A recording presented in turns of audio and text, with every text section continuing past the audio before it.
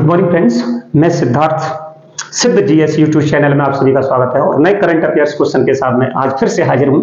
जैसे आईआरडीए के नए अध्यक्ष के रूप में किसे नियुक्त किया गया है ना, तो आईआरडीए के रूप में मुझे पता है, सभी को मालूम होगा, जैसे बीमा विनियामक और विकास प्राधिकरण, इसका फुल फॉर्म होता है insurance regulatory and development authority of India. ठीक है, इसके नाम से ये इसकी फुल फॉर्म है आईआरडीए। और ये भारत सरकार का एक बीमा एजेंसी है, प्राधिकरण है। ठीक है, इसकी स्थापना देखें तो संसद में, भारत सरकार के द्वारा संसद में वर्ष 1999 में एक कानून पास किया गया और 2000 में इसकी स्थापना हुई। कानून था बीमा विनियामक तथा विकास प्राधिकरण अधिनियम 1999 के तहत की गई। ठीक है, तो अपन ये कह सकते हैं कि उस समय जब संसद में एक कानून बीमा विनियामक विकास प्राधिकरण अधिनियम 1999 के तहत वर्ष 2000 में इसकी स्थापना हुई।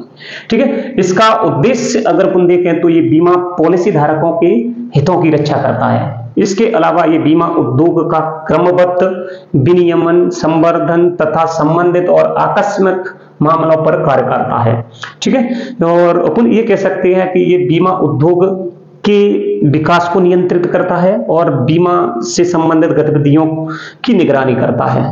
ठीक है, इसका अपन देखें, इसकी स्थापना देखें तो स्थापना अप्रैल 2000 में इसकी स्थापना हुई। इसका हेडक्वार्टर तेलंगाना के हैदराबाद में, और ये 10 सदस्यीय संरचना का एक प्राधिकरण है जिसमें एक अध्यक्ष होता है और 5 पूर्णकालिक सदस्य होते हैं, 4 अंशकालिक सदस्य होते हैं।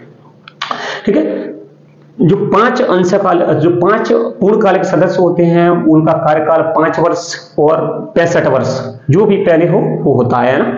ठीक है, और ये जो पूर्णकालिक सदस्य हैं ना, पुनर्नियुक्ति के पात्र होते हैं, मतलब 5 वर्ष बाद फिर से पुनर्नियुक्ति के पात्र होते हैं और जब तक वो रह सकते हैं पद पर 65 वर्ष न हो जाए, 65 वर्ष के बाद वो सेवानिवृत्त हो जाते हैं। इसके अलावा अपन अंशकालिक 4 अंशकालिक सदस्यों की बात करें तो ये 4 अंशकालिक सदस्यों का कार्यकाल 5 वर्ष और 65 वर्ष का जो भी पहले हो वो होता है। ठीक है, ये पुनर्नियुक्ति के पात्र नहीं होते। पूर्णकालिक सदस्यों में अगर देखें तो ये इसमें अभी वर्तमान में देखें, जैसे अध्यक्ष की बात करें तो अध्यक्ष अभी अजय सेठ को नियुक्त किया गया है। और इन पूर्णकालिक सदस्यों में अपन देखें तो आर नायर और राम प्रसाद, और इसके अलावा MS चौधरी, और इसके अलावा DD सिंह है ना, ये जो पूर्णकालिक सदस्य हैं वो है। इसके अलावा अपन अंशकालिक सदस्यों में देखें तो अनूप वाधवान हो गया, SV माथुर हो गया, इसके अलावा BK गुप्ता हो गए और KR अग्रवाल हो गए। ये 4 जो है अंशकालिक सदस्य हैं। तो अभी अपन कहें तो भारत सरकार के द्वारा नए अध्यक्ष है ना, इस प्राधिकरण के नए अध्यक्ष की नियुक्ति की गई है, जिसमें अपन कहें तो जो कैबिनेट नियुक्ति होती है, कैबिनेट मतलब मंत्रिमंडल की नियुक्ति समिति के द्वारा उसका अनुमोदन किया गया और भारत सरकार के द्वारा इसकी नियुक्ति की गई।